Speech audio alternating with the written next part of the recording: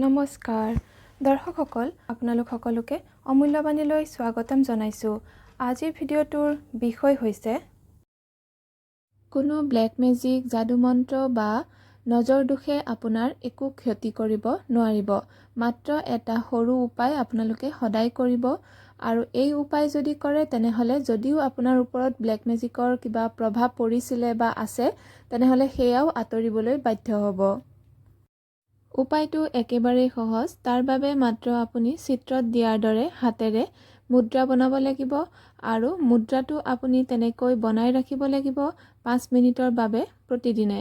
আৰু এই মুদ্ৰা আপুনি যিটো প্ৰথমে দেখিছে মুদ্ৰা বনোৱা সেই মুদ্ৰাটো মানে প্ৰথমে দিয়া মুদ্ৰাটো আপুনি সোঁ হাতেৰে বনাব আৰু দ্বিতীয়তে যিটো চিত্ৰত দেখিছে মুদ্ৰা সেইটো আপুনি বাওঁ হাতেৰে বনাব। একেটা সময়তে আপুনি এই দুটা মুদ্ৰা দুইখন হাতেৰে বনাব আৰু 5 মিনিট সময় অতি কমেও থাকিব।